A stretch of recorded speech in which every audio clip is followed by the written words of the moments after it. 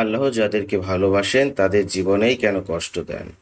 প্রত্যেক মানুষেরই জীবনে কোনো না কোনো সময় কষ্টের সম্মুখীন হয়, কিন্তু বিশেষ করে একজন নারী আল্লাহ তার জীবনের প্রতিটি ধাপে পরীক্ষা নেন, কারণ আল্লাহ যাকে ভালোবাসেন তাকেই তিনি পরীক্ষা করেন। এই কষ্টগুলো আসলে শাস্তি নয়, বরং ভালোবাসার নিদর্শন। আল্লাহ যেসব 10টি কষ্ট দিয়ে তার প্রিয় নারীদেরকে পরীক্ষা করেন। 1. দারিদ্র্যের পরীক্ষা। কখনো অর্থের অভাব, সংসারে অভাব অনটন, কিন্তু আল্লাহ দেখেন সে কি ধৈর্য ধরে আল্লাহর উপর ভরসা রাখে। 2. স্বামীর আচরণের মাধ্যমে পরীক্ষা। স্বামী রূঢ় হতে পারে, অবহেলা করতে পারে, কিন্তু আল্লাহ দেখেন সে কি সহনশীলতা দেখিয়ে সংসার টিকিয়ে রাখে। 3. সন্তান পরীক্ষার মাধ্যমে। সন্তান অসুস্থ হওয়া, অশান্ত থাকা বা সন্তান না পাওয়া, এগুলো নারীকে পরীক্ষা করার জন্যই আল্লাহ তাআলা করে থাকেন। 4. আত্মীয় ও সমাজের অবহেলা। কখনো সমাজ বা পরিবার বুঝতে পারে না তার মনের কষ্ট।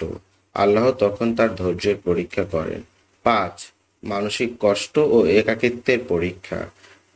অনেক নারী বাইরে হাসে কিন্তু ভিতরে একা একা কাঁদে।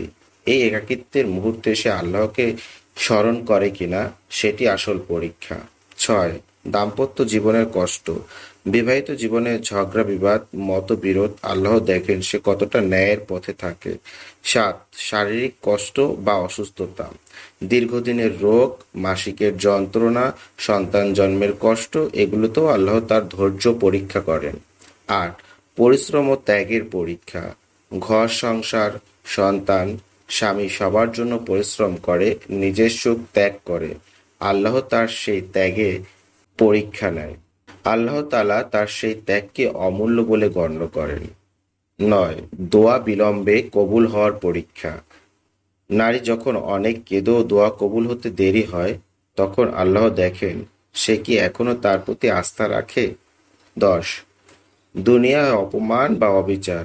কখনো অন্যায়ভাবে অপমানিত হয়, কিন্তু আল্লাহ বলেন, ধৈর্য ধরো, আমি আছি তোমার সাথে। সূরা আল বাকারা আয়াত 153।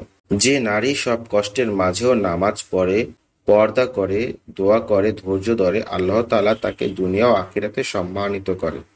কারণ আল্লাহ বলে, নিশ্চয়ই আল্লাহ ধৈর্যশীলদের সঙ্গে আছেন। সূরা আল বাকারা আয়াত 153।